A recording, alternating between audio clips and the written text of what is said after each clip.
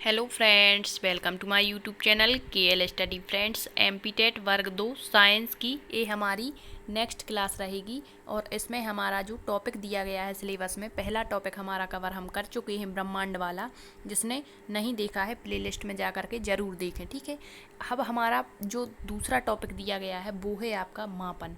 क्या दिया गया है? मापन। और ये मैथ और साइंस दोनों सब्जेक्ट में कंपलसरी है। तो ये मापन की हमारी क्लास फर्स्ट रहेगी, मेजरमेंट की हमारी क्लास फर्स्ट रहेगी, ठीक है। तो इसमें हम बिल्कुल बेसिक से सारी चीज़ें देखेंगे और आपको जो ब्रह्मांड वाला टॉपिक कवर करा दिया है तो उसकी प्रैक्टिस सेट भी डाल देंगे 2-3, ताकि आप क्वेश्चनों के माध्यम से अपनी तैयारी को जांच सकें कि आपकी क्या तैयारी है, ठीक है।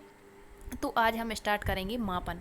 मापन यानी मेजरमेंट। तो अब आपको केवल हम इतना भी बता सकते हैं कि जो मात्रक होते हैं वो दो प्रकार के होते हैं, मूल मात्रक, व्युत्पन्न मात्रक। ऐसा ही पद्धति बता देंगे और अन्य कुछ चीज़ें, ठीक है। तो इतने में आपका काम होने वाला नहीं है, क्योंकि कंपटीशन बहुत अधिक है। तो आपको बिल्कुल बेसिक से हाई लेवल तक की चीज़ें क्लियर रखनी होंगी, तब जा कर के कहीं आप इनके आंसर दे पाएंगे। और यहाँ से आपके पिछली बार जो आपका वर्ग 2 का एग्जाम हुआ था, वहाँ पर आपके न्यूमेरिकल क्वेश्चन काफ़ी पूछे गए थे। तो सारी चीज़ें हम डिस्कस करेंगे। तो हो सकता है इसकी जो क्लासें हैं थोड़ी सी ज़्यादा हो जाएं। तो ये हमारी क्लास फर्स्ट है, तो इसमें हम बिल्कुल बेसिक से जानकारी आपको देंगे, ठीक है। तो सबसे पहले आपको बता दें कि जो हमारा मापन होता है इसका अध्ययन हम किसके अंतर्गत करते हैं, तो भौतिक विज्ञान के अंतर्गत करते हैं। तो भौतिक विज्ञान को जानने से पहले हमें जानना चाहिए कि विज्ञान होती क्या है। फिर विज्ञान की शाखाएं होती हैं, ठीक है। तो आपके जो एग्जाम्स है उसमें पेडागोजी भी आनी है, तो उसमें आपसे पेडागोजिकल बेस्ड क्वेश्चन बनाकर भी पूछ सकते हैं। तो आपको सारी चीज़ें अच्छे से समझते हुए चल रही हैं। तो भौतिक विज्ञान समझने से पहले हम समझेंगे विज्ञान होता क्या है, ठीक है। साइंस क्या होती है। तो विज्ञान ये आपके पेडागोजी की दृष्टि से इम्पोर्टेंट रहेगा, ठीक है। तो जो साइंस है, इस शब्द की उत्पत्ति, मतलब प्रत्येक शब्द की उत्पत्ति, जैसे हमने पढ़ा था हमारे ब्रह्मांड की उत्पत्ति जो कॉस्मोस होता है, ठीक है, तो उससे हुई थी। जो आपके ग्रीक भाषा का शब्द होता था जिसका अर्थ होता था सुव्यवस्था, तो उसी तरह से जो विज्ञान है जिसे हम साइंस कहते हैं, तो साइंस शब्द की उत्पत्ति किस भाषा से हुई है? लैटिन भाषा के शब्द सिंटिया से हुई है। आपको स्पेलिंग याद रखनी है, स्पेलिंग भी कभी कभी पूछ लेते हैं, ठीक है। तो किससे हुई है? सिंटिया से हुई है, जिसका अर्थ होता है ज्ञान, अर्थात नॉलेज, या फिर हम कह सकते हैं जानना, टू नो, ठीक है। तो याद रखेंगे आप, साइंस शब्द की उत्पत्ति लैटिन भाषा के शब्द सिंटिया से हुई है और इसका अर्थ होता है ज्ञान या जानना। अर्थात हमारे इस भौतिक जगत, अब भौतिक जहाँ भी आता है तो आप जितनी भी चीज़ों को यहाँ पर देख पा रहे हैं प्रत्यक्षतः, ठीक है, वो सारी चीज़ें भौतिक जगत के अंतर्गत आती हैं। तो भौतिक जगत में जो कुछ भी घटित हो रहा है उसका क्रमबद्ध या व्यवस्थित ज्ञान ही, जो सिस्टमैटिक नॉलेज होता है, वही विज्ञान कहलाता है। भौतिक जगत में आपकी कुछ भी वस्तु आ सकती है, ठीक है। तो इसमें जो कुछ भी घटित हो रहा है और जिसका क्या है, एक व्यवस्था है, जिसका एक क्रम निश्चित है, वो क्या कहलाता है? विज्ञान कहलाता है। अब विज्ञान की दो मुख्य शाखाएं मानी गई हैं। कौन कौन सी? तो मुख्य शाखा यदि आपसे पूछ ले कि विज्ञान की दो मुख्य शाखाएं कौन कौन सी हैं, तो पहली तो आपकी प्राकृतिक विज्ञान जिसे नेचुरल साइंस कहते हैं, और दूसरी होती है भौतिकीय विज्ञान जिसे फिजिकल साइंस कहते हैं। तो ये मुख्य शाखाएं हैं, फिर इनकी भी दो दो शाखाएं बनाई गई हैं, ठीक है। तो जो प्राकृतिक विज्ञान होता है इसके दो भाग होते हैं। एक तो आपका वनस्पति विज्ञान जिसे बॉटनी कहते हैं, और दूसरा आपका जंतु विज्ञान जिसे जूलॉजी कहते हैं। तो अब आप कहेंगे कि ये इतना डिटेल से क्यों पढ़ना, तो आपको बता दें कि आपका वनस्पति विज्ञान यानी बॉटनी सिलेबस में दिया गया है, जंतु विज्ञान भी आपके सिलेबस में दिया गया टॉपिक है, तो इनको भी हम कवर करेंगे, ठीक है।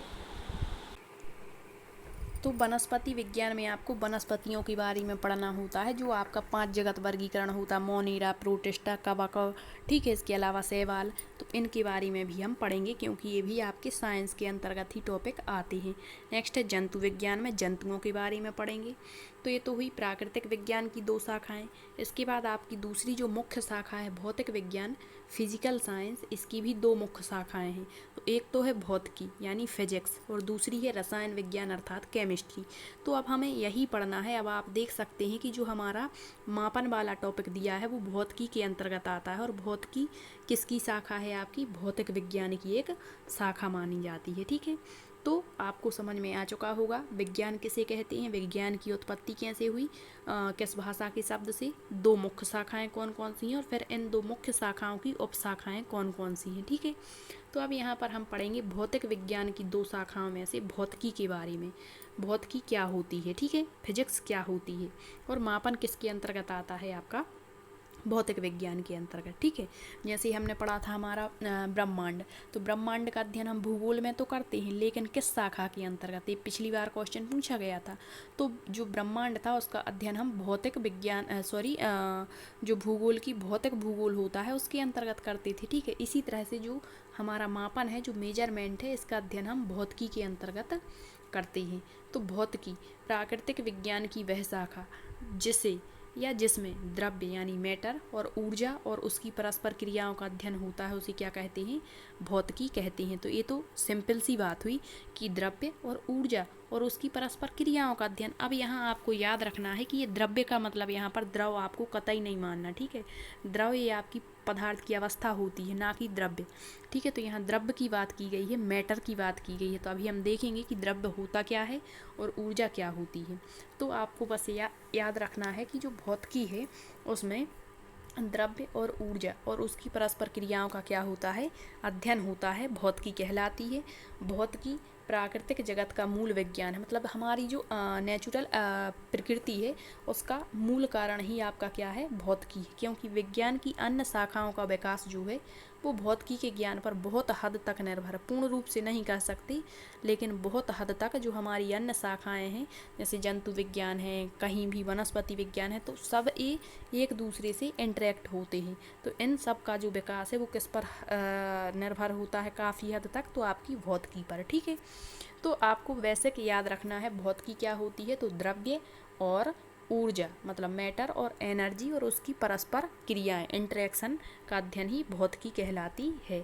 अब ये द्रव्य आया, एक शब्द आया है द्रव्य और ऊर्जा, तो ये भी हम देखते चलेंगे कि ये होता क्या है। जब हम केमिस्ट्री को शुरू करेंगे तो वहाँ पदार्थ को पढ़ना होता है, तो वहाँ फिर हम बहुत डीप जा कर के पढ़ेंगे कि द्रव्य आखिर होता क्या है। अभी आपको याद रखना है, और पिछली बार वर्ग 2 में एक क्वेश्चन पूछा गया था कि द्रव्य के बारे में 4 कथन दिए गए थे और आपको असत्य कथन वहाँ पर बताना था। तो यहाँ द्रव्य अर्थात मैटर, द्रव्य वह सामग्री है जिसमें भार हो, मतलब जिसका क्या हो, वेट हो, वजन हो, जो स्थान ग्रहण करे मतलब जो स्थान घेरता हो, और जिसका द्रव्यमान होता है, जो दबाव डालता है, अवरोध उत्पन्न कर सके, जड़ता का गुण हो, जिसकी अवस्था में हम ऊर्जा के द्वारा परिवर्तन ला सकें, जो विभाजित किया जा सके, जिसके अस्तित्व का हम प्रत्यक्ष और अप्रत्यक्ष रूप से अपनी ज्ञानेंद्रियों द्वारा अनुभव कर सकें, वो सारी चीज़ें क्या कहलाती हैं, आपकी द्रव्य।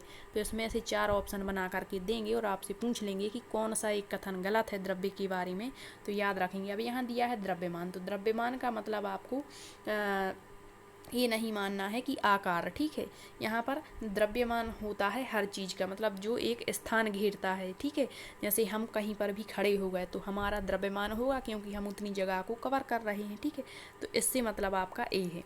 तो द्रव्य क्या हो गया, जिसमें भार होता है अर्थात जिसका वेट होता, वजन, जो स्थान को घेरता हो, जिसका द्रव्यमान होता हो, किसी भी वस्तु अन्य वस्तु पर दबाव डालता हो, अवरोध भी उत्पन्न कर सके, जड़ता का गुण हो। जड़ता क्या कहलाती है, जैसे हम बाह्य बल के द्वारा उसमें उस मतलब पदार्थ की मूल स्थिति में परिवर्तन लाएं, और जड़ता का मतलब फोर्स को हटा दें यदि, तो वो पुनः अपनी उसी स्थिति में आ जाए, ये जड़ता होती है। ठीक है, एक अवस्था में मतलब इसमें परिवर्तन भी हम ला सकते हैं, विभाजित भी कर सकते हैं, और इनका अस्तित्व हम प्रत्यक्ष मतलब ये हमें दिखाई भी देती हैं और नहीं भी दिखाई देती हैं, लेकिन हम इनका अनुभव कर सकते हैं, तो वो सारी चीज़ें आपकी द्रव्य कहलाती हैं। जैसे यहाँ दिया है पत्थर, तो ये प्रत्यक्ष है, इसे हम अपनी ज्ञानेंद्रियों के माध्यम से देख सकते हैं। लेकिन जो वायु है, वायु को हम महसूस कर सकते हैं, अप्रत्यक्ष है लेकिन फिर भी हम इसको महसूस कर पा रहे हैं, तो ये भी क्या है, आपकी द्रव्य है। लोहा, सोना, अन्य चीज़ें। ठीक है, तो ये सब किसके अंतर्गत आती हैं, द्रव्य। तो अब आप समझ गए होंगे कि द्रव्य क्या होता है। फिर दिया है आपका ऊर्जा, एनर्जी। ऊर्जा एक भौतिक राशि है जिसमें ना तो द्रव्यमान होता है और ना ही यह स्थान घेरती है। मोस्ट इम्पोर्टेंट टर्म है, याद रखेंगे आप, यहाँ से क्वेश्चन बनते हैं। तो क्या है आपकी ऊर्जा, जिसमें ना तो द्रव्यमान होता है और ना ही यह स्थान घेरती है। जैसे जो हमारी ऊर्जा है ये ऊष्मा के रूप में हो सकती है, हीट के रूप में, प्रकाश यानी लाइट के रूप में, विद्युत इलेक्ट्रिसिटी के रूप में, ध्वनि यानी साउंड, कई रूपों में पाई जाती है। लेकिन इसमें क्या द्रव्यमान और ये स्थान नहीं घेरती है, तो ऊर्जा कहलाती है। तो अब आपको समझ में आ चुका होगा कि भौतिकी क्या है आपकी, द्रव्य। अब द्रव्य आप समझ चुके हैं और ऊर्जा भी समझ गए हैं। इनकी परस्पर क्रियाओं का जहाँ अध्ययन करते हैं वो आपकी क्या कहलाती है, भौतिकी कहलाती है। ठीक, आप देखते हैं कि जो अध्ययन की सुविधा के लिए हमारी भौतिकी है उसको 8 भागों में बांट दिया गया और हमें ये 8 के 8 भाग ही कवर करने पड़ेंगे। ठीक है, तो यहाँ पर सबसे पहले दिया है यांत्रिकी, मतलब जो भौतिकी है वैसे इनको मिला करके पढ़ना बहुत जटिल कार्य था। इस कारण से जो साइंटिस्ट थे आपके तो उन्होंने क्या किया कि इसकी कई छोटी छोटी शाखाएं बना दी, तो इनका अध्ययन करने में सुविधा हो गई है। ठीक है, तो इसके 8 भाग हैं आपके यांत्रिकी। फिर है आपकी ध्वनि साउंड, ऊष्मा, प्रकाश, नेक्स्ट है विद्युत इलेक्ट्रिसिटी, चुंबकत्व, आधुनिक और परमाणु भौतिकी और इलेक्ट्रॉनिकी। ठीक है, तो इन सारी चीज़ों का अध्ययन मतलब भौतिकी को इन 8 चीज़ों में मतलब 8 पार्ट्स में डिवाइड किया गया है अध्ययन की सुविधा के लिए। तो अब आपका जो मात्रक है, जो मापन है, उसको हम पहली शाखा के अंतर्गत पढ़ते हैं भौतिकी की, जो क्या है आपकी यांत्रिकी है। ठीक है, मैकेनिक्स जिसे कहते हैं, मापन इसी के अंतर्गत आपका आता है। तो वैसे तो मापन को भौतिक विज्ञान के अंतर्गत पढ़ते हैं, लेकिन भौतिक विज्ञान को भी अध्ययन की सुविधा के लिए 8 भागों में बांटा गया है। तो जो पहला इसका भाग है यांत्रिकी, उसमें हम इस मापन को पढ़ेंगे। ठीक है, तो आपका अब यहाँ से टॉपिक स्टार्ट होता है मापन। तो अब आप आसानी से सारी चीज़ों को समझ गए हैं कि आपका विज्ञान क्या होता है, भौतिकी क्या होती है, इसकी शाखाएं क्या होती हैं। अब आपको मापन पढ़ने में कोई समस्या नहीं होगी। तो सबसे पहले स्टार्ट करते हैं मापन में भौतिक राशियाँ क्या होती हैं, फिजिकल क्वांटिटीज़ क्या होती हैं। तो आपने तो वैसे पढ़ा होगा, पूछ लेता है आपसे कि राशियाँ कितने प्रकार की होती हैं, तो आप आंसर लगा देते 2 प्रकार की, अदिश और सदिश। तो ये तो सभी ने पढ़ा है, लेकिन आपको बता दें कि अदिश और सदिश जानने से पहले आपको जानना पड़ेगा मूल राशियाँ और मूल मात्रक क्या होते हैं, और व्युत्पन्न राशियाँ और व्युत्पन्न मात्रक क्या होते हैं। फिर आपको बताएंगे आपके पद्धतियाँ। ठीक है, एसआई पद्धति क्या होती है, एमकेएस पद्धति क्या होती है, सीजीएस पद्धति क्या होती है, एफएलएनएस पद्धति क्या होती है, इनसे आपके क्वेश्चन पूछे जाते हैं। तो सबसे पहले देखेंगे भौतिक राशियाँ, फिजिकल क्वांटिटीज़ क्या कहलाती हैं। तो आपको ये भौतिक राशियाँ क्यों पढ़ना है, तो भौतिक राशियाँ पढ़ने से पहले आपको बता दें कि भौतिकी का अध्ययन करने से पहले हमें यह जान लेना आवश्यक है कि भौतिकी के अंतर्गत जिन परिघटनाओं, वस्तुओं और पदार्थों का अध्ययन किया जाता है उनके भौतिक गुणों को भौतिक राशियों के रूप में व्यक्त करते हैं। तो भौतिकी के अंतर्गत जितनी भी वस्तुएं, घटनाएं हम देख रहे हैं, सुन रहे हैं, अध्ययन कर रहे हैं, इनके गुणों को यदि हमें कहीं भी व्यक्त करना है तो उसे किस रूप में व्यक्त करेंगे, भौतिक राशियों के रूप में। इस कारण से भौतिक राशियाँ पढ़ना जरूरी हो जाता है। तो भौतिक राशियाँ क्या होती हैं देख लेते हैं। वे सभी राशियाँ जिन्हें एक संख्या के द्वारा व्यक्त किया जा सके तथा प्रत्यक्षता मापा जा सके वो क्या कहलाती हैं, भौतिक राशियाँ। मतलब चाहे लंबाई हो आपकी, ठीक है, चाहे आपकी लंबाई की बात कर दें, आपकी समय हो या फिर आपकी दूरी हो, तो कोई भी आपका मात्रक हो उसको किसके द्वारा व्यक्त करते हैं, संख्या के द्वारा। और जिसे हम प्रत्यक्षता मतलब हम स्वयं अपने प्रत्यक्ष रूप से उसे मापते हैं, देख कर के मापते मूर्त रूप से, तो ये सभी क्या कहलाती हैं, भौतिक राशियाँ कहलाती हैं। जैसे यहाँ दिया है लंबाई, तो लंबाई को मापने के लिए हम मीटर का प्रयोग करते हैं, और मीटर को हम किस में व्यक्त करते हैं, एक संख्या के द्वारा ही तो लिखते हैं कि 10 मीटर है या 50 मीटर है। ठीक है, जैसे द्रव्यमान का किलोग्राम, तो किलोग्राम को भी हम कैसा लिखते हैं, जैसे 1 किलोग्राम है या 2 किलोग्राम है या 5 किलोग्राम है। तो इसके लिए क्या एक संख्या है, और प्रत्यक्ष रूप से जब हम मापते हैं तब इसका हमें पता चल पाता है। ठीक है, तो ये सभी राशियाँ होती हैं आपकी भौतिक राशियाँ। और भौतिक राशियाँ भी 2 प्रकार की होती हैं। पहली मूल राशियाँ, फंडामेंटल क्वांटिटीज़, और दूसरी होती हैं आपकी व्युत्पन्न राशियाँ। तो मूल मात्रक डायरेक्टली पढ़ा दें, इससे पहले आपको जानना चाहिए कि मूल राशियाँ होती क्या हैं। तो मूल राशियाँ एक दूसरे से स्वतंत्र राशियाँ मूल भौतिक राशियाँ कहलाती हैं। जैसे मतलब ये एक दूसरे से स्वतंत्र होती हैं, एक दूसरे पर डिपेंड नहीं होती हैं। जैसे लंबाई, तो लंबाई जो है आपकी, जैसे कह दिया कि आपकी लंबाई कितनी 5 मीटर है, ठीक है। लंबाई का मात्रक होता है आपका मीटर, तो कितनी है 5 मीटर है। अब इसको हम दूसरे, जैसे यहाँ दिया है द्रव्यमान, तो कह दिया द्रव्यमान का मात्रक होता है आपका किलोग्राम। जैसे कह दिया कि आपका जो वजन है वो कितना है 10 किलोग्राम है, ठीक है। तो अब यहाँ हम इनको एक दूसरे से कनेक्ट नहीं कर सकते कि लंबाई को कह दें कि आपकी लंबाई 10 किलोग्राम है, नहीं, ये गलत हो जाएगा, ठीक है। तो इस तरह से जो एक दूसरे से स्वतंत्र होती हैं वो क्या कहलाती हैं, आपकी भौतिक राशियाँ कहलाती हैं। और इन्हीं भौतिक राशियों को व्यक्त करने के लिए जो मात्रक उपयोग में लाए जाते हैं उन्हें हम क्या कहते हैं, मूल मात्रक कहते हैं, ठीक है। तो मूल राशियों को व्यक्त करने के लिए जिन मात्रकों का प्रयोग होता है वो मूल मात्रक कहलाते हैं। अब आपने तो डायरेक्टली पढ़ लिया होगा कि जो मात्रक होते हैं मूल मात्रक 7 प्रकार के होते हैं या 7 होते हैं, और व्युत्पन्न मात्रक पढ़ लिए, ठीक है, जो मूल मात्रकों की सहायता से बनाए जाते हैं। तो मूल मात्रक जानने से पहले आपको जानना है मूल राशियाँ तो क्या कहलाती हैं, जो एक दूसरे से स्वतंत्र होती हैं, जैसे लंबाई, द्रव्यमान, ताप, विद्युत धारा। अब किसी दी हुई राशि को उसके मात्रक से तुलना करने की क्रिया को मापन कहते हैं। मापन आपने पढ़ा होगा, मापन क्या कहलाता है, तो तुलना करना। मापन का सिंपली अर्थ होता है तुलना करना। यदि 2 वस्तुएं हैं या 2 व्यक्ति हैं मान के चलिए, ठीक है, तो अब हम इसमें तुलना करेंगे कि ये लंबाई, इसकी लंबाई इतनी है 10 किलो, सॉरी, इसकी जो लंबाई है वो 10 मीटर है, इसकी लंबाई है 50 मीटर है। तो इनमें तुलना करेंगे कि ये कितना अधिक है कितना कम है। मतलब आपका मापन का मतलब ही होता है तुलना करना, ठीक है। जब तक तुलना नहीं करेंगे तब तक हमें मात्रकों का प्रयोग भी नहीं करना पड़ेगा, ठीक है। तो तुलना करना क्या होता है, मात्रक का अर्थ होता है। मात्रक 2 प्रकार की होती है, मूल मात्रक और व्युत्पन्न मात्रक। तो अब जब हमने मूल राशियाँ पढ़ ली हैं तो मूल राशियों को जिसके द्वारा हम व्यक्त करते हैं, जिस मात्रक के द्वारा व्यक्त करते हैं, वही आपके मूल मात्रक कहलाते हैं, फंडामेंटल यूनिट्स कहलाती हैं।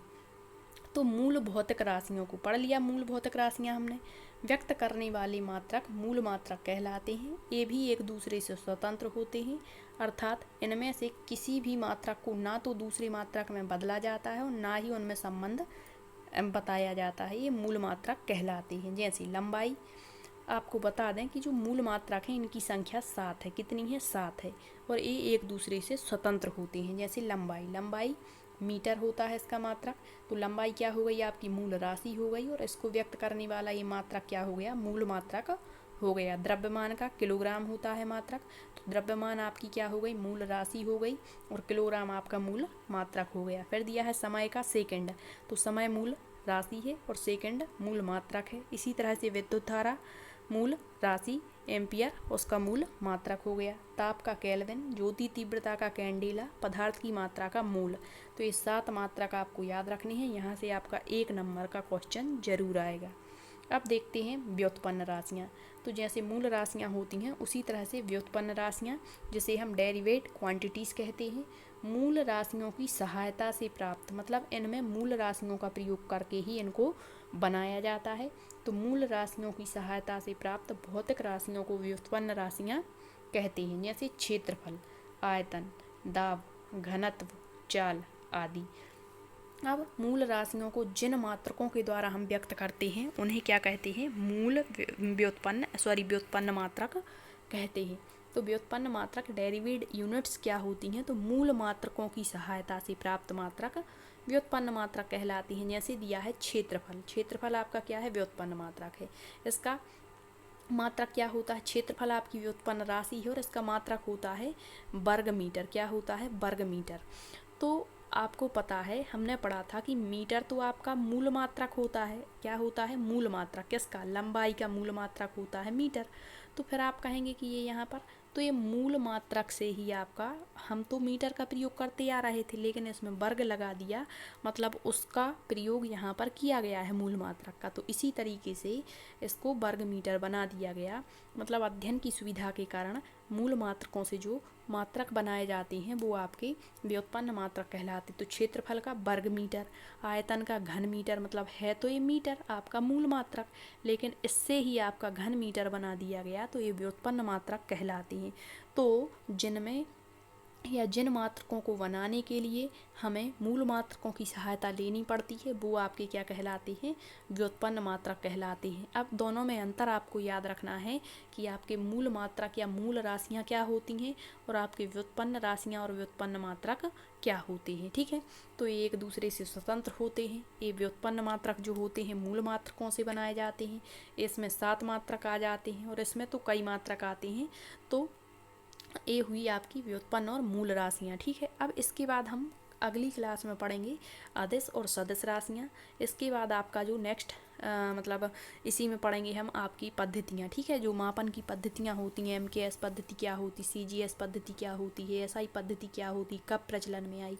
फिर थोड़ा सा आपके जो मूल मात्रक हैं जैसे लंबाई है तो इसको कैसे बनाया गया था। ठीक है, इसके बारे में थोड़ा सा डिटेल देख लेंगे, क्योंकि आपका जो कंपटीशन है बहुत हद तक बढ़ चुका है और आप देख ही रहे होंगे कि वर्ग 1 के एग्जाम्स चल रहे हैं और कितना डीप ये वहाँ पर पूछा जा रहा है। और आप आइडिया तो यहीं से लगा सकते हैं वर्ग 3 से, क्योंकि वर्ग 3 में बहुत डीप क्वेश्चन पूछे गए थे। ठीक है, तो आपको डेली क्लास अटेंड करनी है और अपने आप को अधिक से अधिक समय देना है पढ़ाई के लिए। ठीक है, और आप यदि नोट्स बना रहे हैं तो यहाँ से आप नोट्स बना सकते हैं और इसका PDF आपको प्रोवाइड नहीं कर सकते हैं तो आप यूट्यूब से ही सारी क्लासें अटेंड करें। और आपने यदि फर्स्ट वाला टॉपिक नहीं देखा है ब्रह्मांड तो वो भी ज़रूर देख लें, क्योंकि वहाँ पर बेसिक से हाई लेवल तक का हमने आपको बताया है। और जब भी आपका एक टॉपिक कवर हो जाता है तो आप इसके बारे में सर्च करें, अधिक से अधिक आप NCERT बुक्स में देखें, वहाँ जो भी अतिरिक्त फैक्ट मिलते हैं अपने नोट्स में ज़रूर डालें और फिर आप जब रिवीजन करेंगे तो आपकी तैयारी बहुत अच्छी होगी। ठीक, यदि आपको सेशन पसंद आया है तो शेयर ज़रूर करना। मिलते हैं नेक्स्ट क्लास में। Thank you.